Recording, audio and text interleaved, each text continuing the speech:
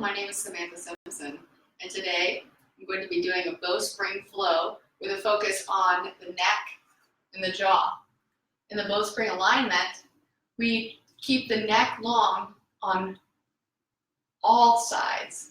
So a lot of times with a modern postural alignment, so the daily alignment that you hold for most of the day, the front of the neck sometimes gets lengthened and strained, and the back of the neck shortens or turtles and gets really weak. So a lot of the times in a back bending position, the back of the neck gets really short. It just behaves as a hinge joint. But now in the bowspring posture, we're going to try to bring more uniform tone all the way around the neck. So what we'll do today, anytime we would normally use ecstasy arms, which is a popular arm position in bowspring, we'll use a modification of that called head rest, neck rest. So in head rest and neck rest, I'll take one hand to the back of my head, giving myself a head rest, something to push into. And then I'll take one hand to the back of the neck, wrapping all the way the back of the neck. And that gives my neck something to push into. So the neck rest does two things. It gives you something to push into, and it also ensures that you're not shortening the back of the neck. I see that a lot of times. Almost every person I teach who I just show the bowspring to initially, the first thing they do is crunch the back of the neck when I say to lift your head up. So in the bowspring practice, we do have our head up. We're not looking at the floor. We're not looking down all the time. But what I see there is I'll say put your head up, and they do just the opposite of putting their head up. They just lift the chin up and shorten the back of the neck. So I've lifted the chin up, but I've not really lifted the head. So what we're thinking is the head as a whole all the way around, lifting and gravitating towards the ceiling, but keeping length, uniform length all the way around the neck. So when your hand is there, you'll know if you shorten the back of the neck because it will wrinkle up on you. So neck rest is great for that, and we're going to practice that a lot today. Also, keep in mind that your eyes are on the horizon. So when we've got the eyes on the horizon, we're taking in so much more information in the periphery, and that ensures that our head is up. We're not looking at the floor. So when your eyes are on the floor, we're shortening the front, lengthening the back, but we're trying to keep a uniform length all the way around our neck spool. So the neck spool also corresponds to the waist spool as well. We won't get into that as much today, but the neck and the waist actually get longer in the bowspring practice, and you'll really like the results of that. Also, we'll do something called bowing and then bowing. So the bow actually helps us get more into the bow. So what I mean by that is this. When we bow, we can temporarily put our chin down and fill in the back heart. Get big in the radiance of the heart, because that's a hard place to fill in, is the place between the shoulder blades. So we bow, and then we maintain that fullness, and then we can bow.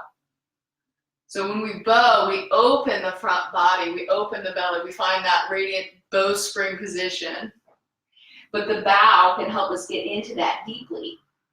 Bowing forward so we can fill in this area. And then we can even try that with our new arms, head rest, neck rest arms. So bowing into that. So really pressure into both hands, elbow squeeze forward, bow deeply.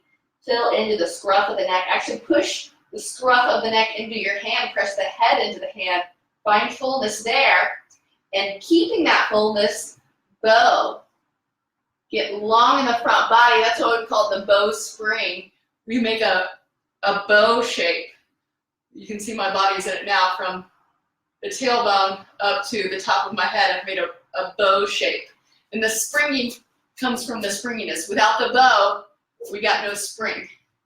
So let's find the bowspring position and test our spring and some footwork and some movement. Let's move some energy first, and then we get deeper into this practice today. So I'm going to start by just finding the spring in the bottom of my foot. My heels are light. I'm trying to find a dome under the palm of my foot. So a hollow in the paw of my foot. Imagine that your feet are like an animal's foot. So the heel doesn't touch down. On an animal's footprint, you just see their paw. Imagine you've got a paw yourself. And then sort of walk, jog around the place, feeling that spring. So the toes stay down the whole time. I'm not lifting the toes up. That pulls me out of the spring. As soon as I lift the toes up, my knees lock, my pelvis turns, I don't know which way, but I got no spring. I can't jump. I've lost the spring. And from the side, I got no bow either. The bow and the spring go together, toes down. Toes down. And it takes practice. It took me a long time to teach myself to put the toes down. And there's still a couple toes that don't behave all the time. So you can go side to side here. We can add some bowspring specific arms, genie arms. So genie arms helps me broaden my back heart, that radiant heart in the back, because I'm pulling elbows opposite each other. Somebody's calling now. Oh no. Hey. Shit. Sorry, girl. I don't know how to disable that. Enjoy the journey, guys. All right. Chin up our arm. Still maintaining fullness. Starting to turn on some biceps.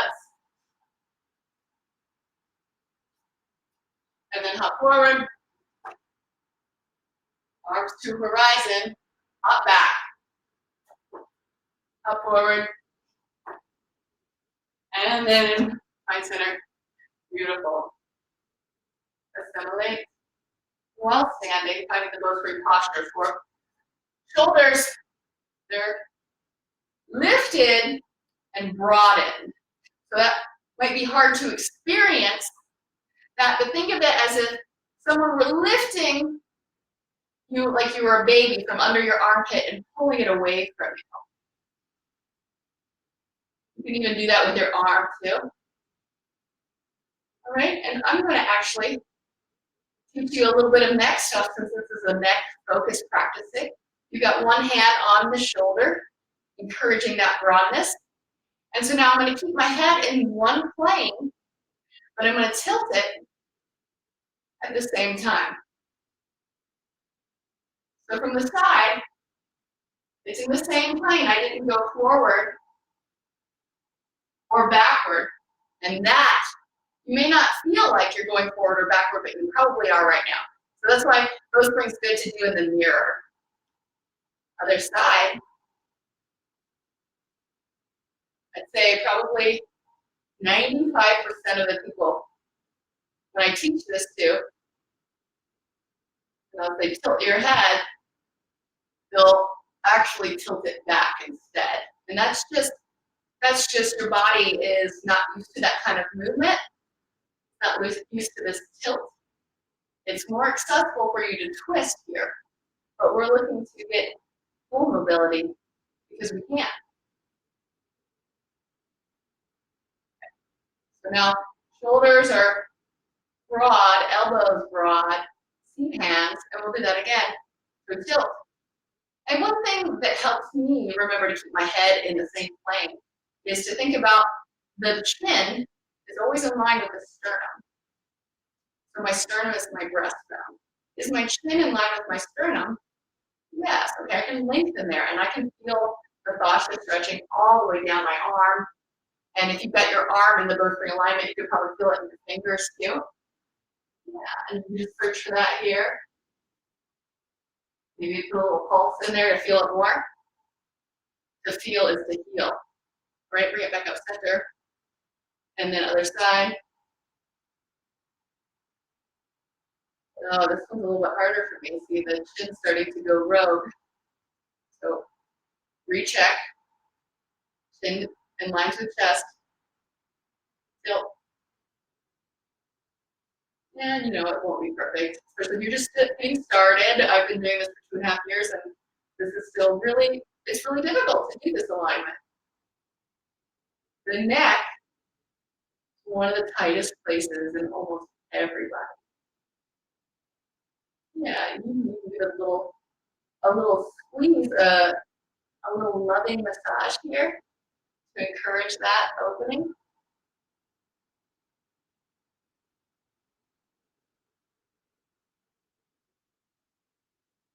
And then tilt back up center.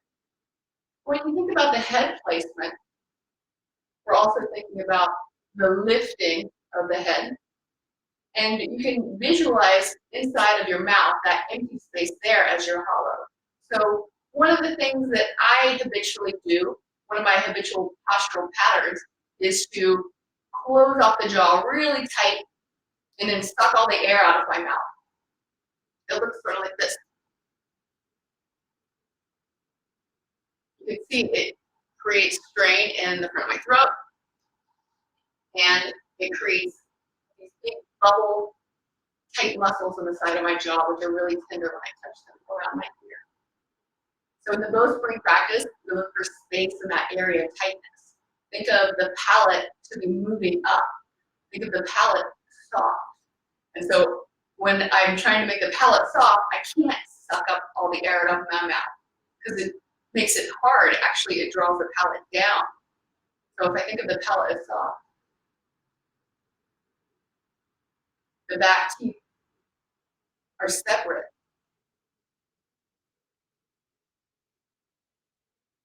And you can see visually the difference.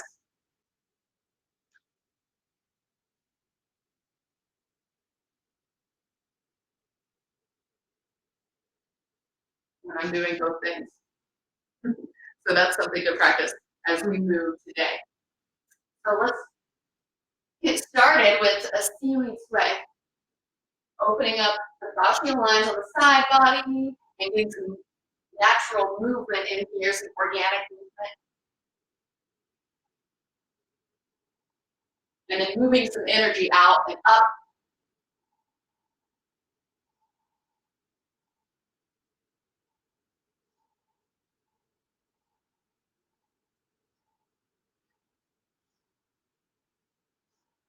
And we'll start in earth pose.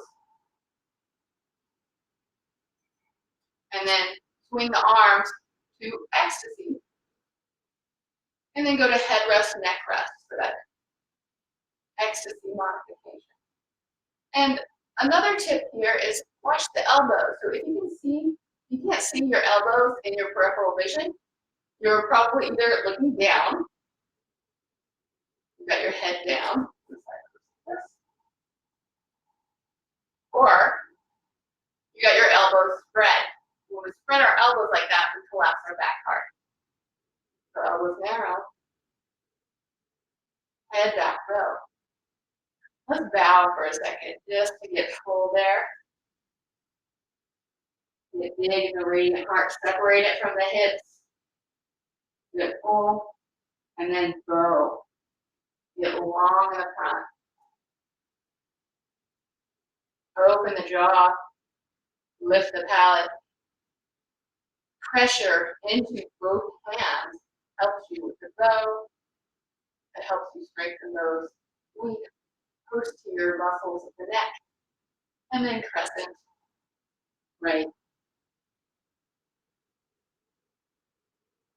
So once we're deep in the crescent, let's keep our hands where they are now. Bow slightly, and then row. Check the chin here. So chin still in line with the sternum, tilting the neck. And you can give your neck a little squeeze, a little love, a little rub.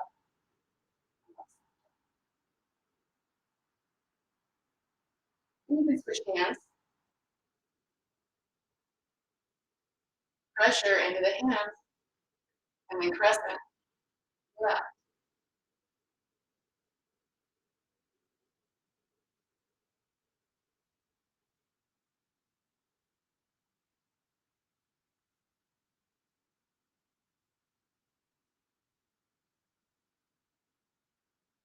Head back, heart back, hips back. And then come up center. And release the arms. Simulate.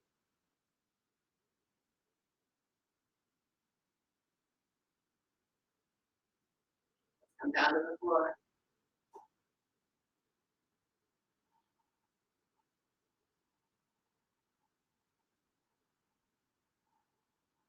Come down to the floor to kneeling pose and pressure the tops of the feet into the floor. Set your hips back. Separate the hip bones by pressuring knees away from each other, finding your glutes, the gluteal engagement here. Spring load your hips back and then walk dome hands forward. Dome hands slide to spring hands. Find all fours position.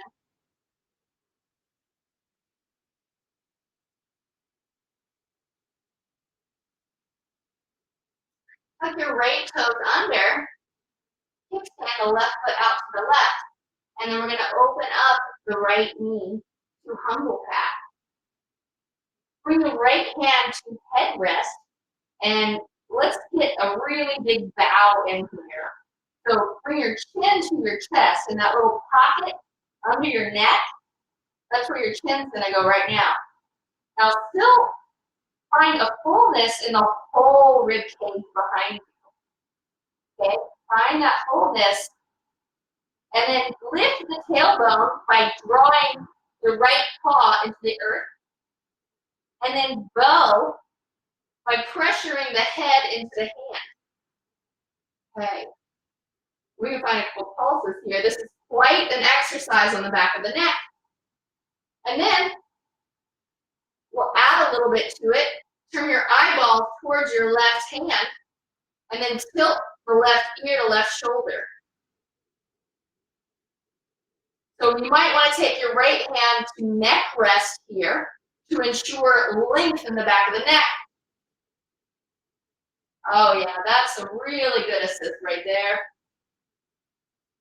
Eyeballs on that left hand.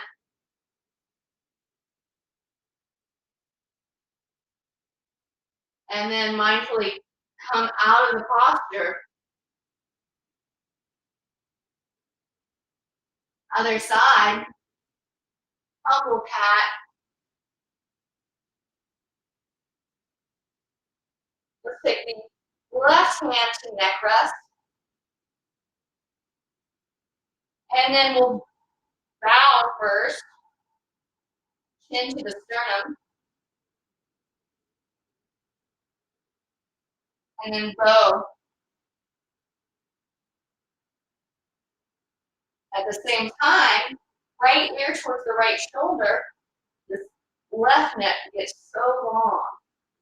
But check your chin, it's not going rogue.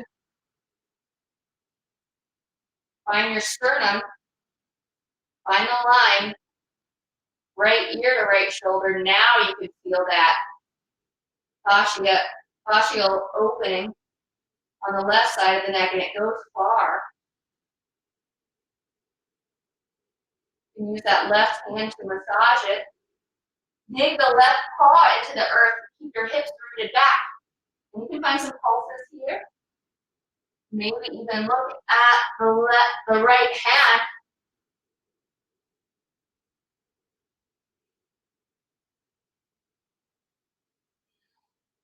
And then come back to all fours pose.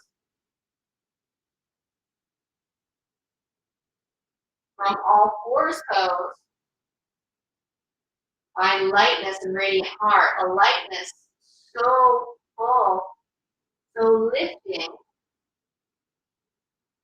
that it takes the weight out of your wrist. You can even pulse your hips back for even more wrist relief. And now dome the right hand, lead the left ear towards left shoulder. Pulses here. And then come back to all fours, dome the left hand, right ear, right shoulder. And keep the head in the proper plane here. So check for a really convoluted and twisted chin. And do that a couple more times, dome. And you lean. Dome. Then you lean. And then find some stillness in the center. Find your fullness and simplify in all fours. Right hand comes to headrest. This one doesn't look like a lot, but it's pretty tough. Maintaining the bowspring alignment. Build the heart. Pressure the head into the hand. Now that's really going to build up those deep muscles in the back of your neck. And it's going to benefit you in the long run because you're going to have more access and more mobility. Okay? When you're really pressuring the hand, then draw an arc with your elbow, right and left.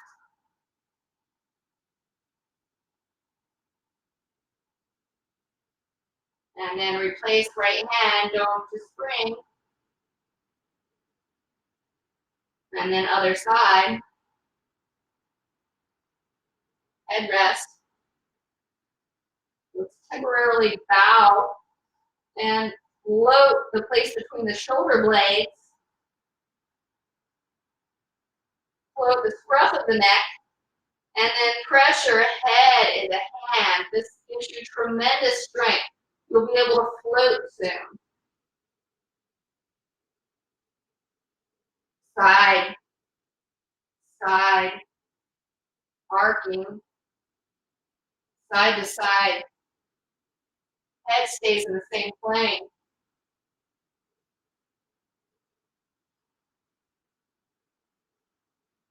Tuck the toes under.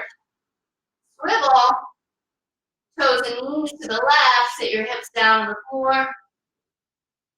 And then the other way. Swivel. Toes and knees to the right. Hips down. Couple more. Swivel.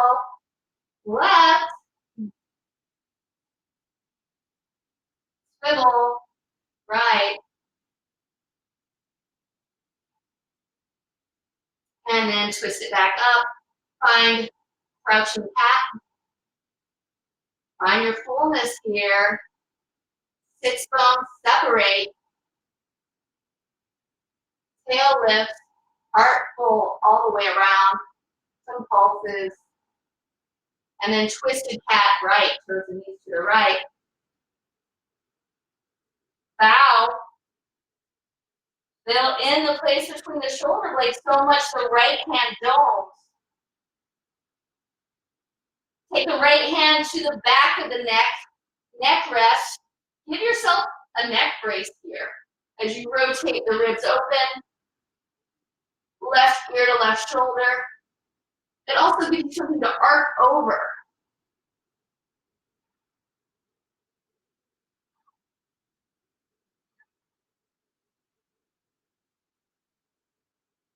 And then come to all fours pose. The neck rest in twisted cat serves two purposes. It helps ensure that you're keeping the neck long. It gives you something to push into. And there's actually a third purpose too. It allows you to recognize what areas are being overstrained. All right, let's go in towards the other side. Lift up crouching cat. Twist cat left. Bow. Temporarily get big in the back heart. Check the spring in the right arm. And then bring the hand to neck rest. Now bow. Head back, heart back. And tilt. Right ear, right shoulder. The back of the neck is long. And you can really arch here.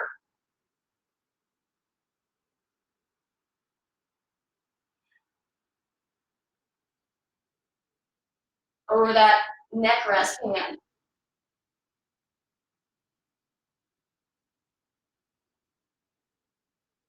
Come out of the posture, back to all fours pose. Sit the hips back, float the heart, come to high knees, and step the right foot forward, pulse the hips back. Swing the left hand to the outside and in line with the left knee. Dome to spring. Right hand comes to neck rest or head rest here. Same thing here, we're gonna bow first and then bow. Check that you're not straining anywhere in the neck. It's easy because your hand's there now.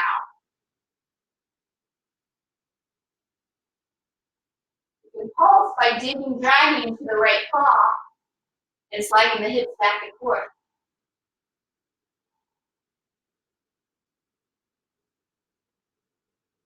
2 steps forward, right foot steps back, left foot steps forward. Right hand slides to the right, going to spring. Left hand behind the neck.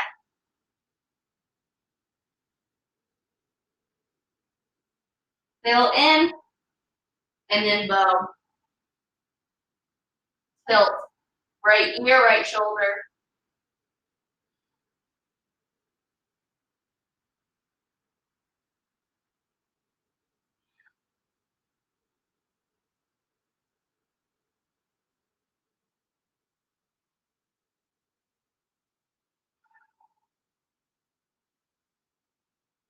Step the left foot to meet the right. Touch down. Dome slides to spring. Lift up. Twisting cat left. Sit the hips down on the floor near the heel. Cross the left foot over the right knee. And push the knee away from you. Check the chin, neck alignment. Bow. And then bow. Left hand comes to head rest, so you push into. Oh, that's nice. You can tilt right ear towards right shoulder. Left ribs lift. Oh, find some space there.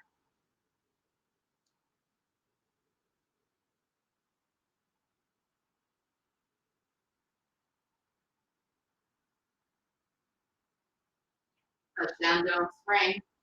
And twist it other way. Sit your hips down on the floor by your feet. Cross right ankle over left knee. Pressure the hand into the knee. And then hand to head rest.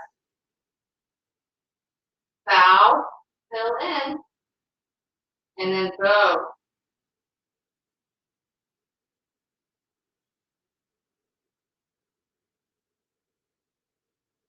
So you may feel it necessary, instead of head rest, maybe neck rest feels more safe and healing for you. For me, going this way, it feels safer for me to put a hand around the back of my neck. Make sure I'm not straining, make sure I'm staying long. And that actually enables me to go further in my arc.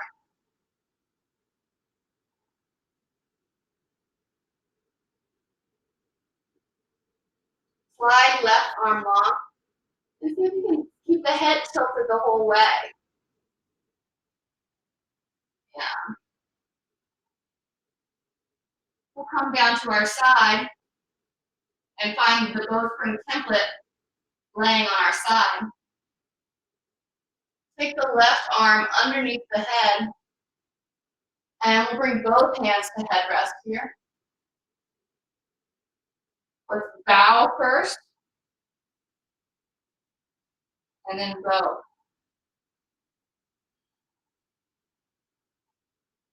Keep your head to be in line with your spine.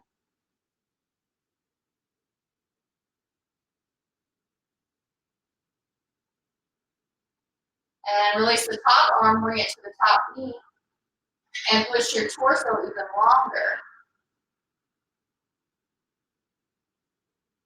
Roll to your back, and supine shift one body part at a time back to your center space.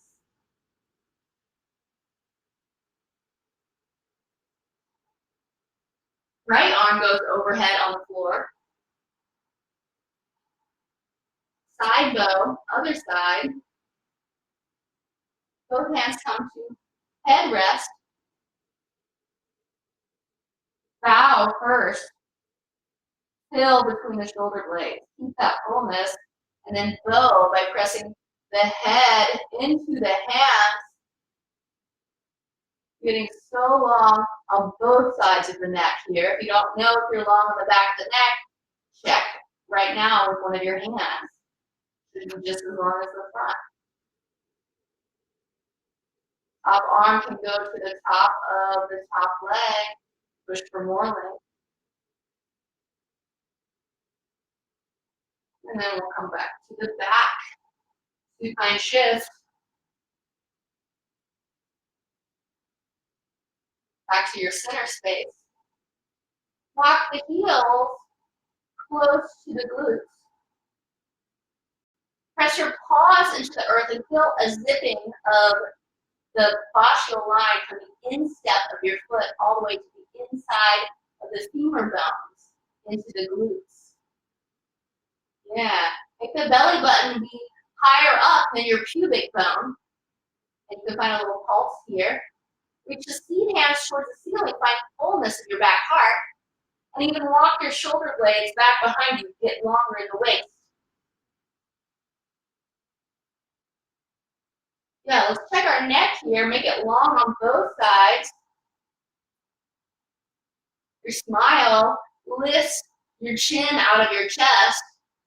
But the integrity of your back body makes a hollow tunnel under your neck in which a little kitten could walk under.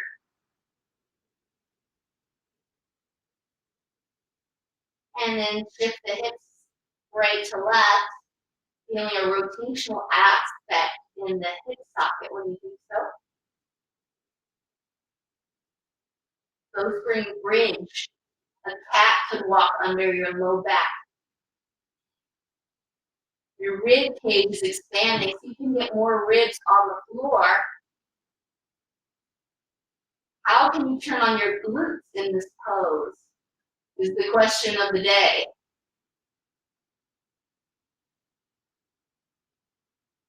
All right, press the hips down into the floor. And drag, lift the feet off the floor. The back of the leg engaged here. Bring 2 seats to the knees. Belly is long. Back of your head pressures into the floor. Full body tonal engagement equal here. Can you find the bliss, the openness, the freedom?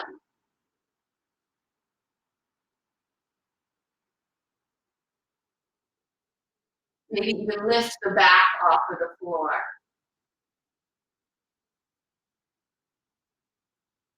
And then come back down. Feet touch. Walk the feet out.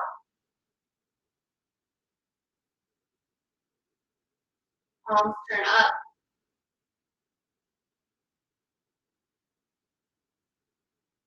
Assimilate. Make some minor adjustments here where you can find complete fullness,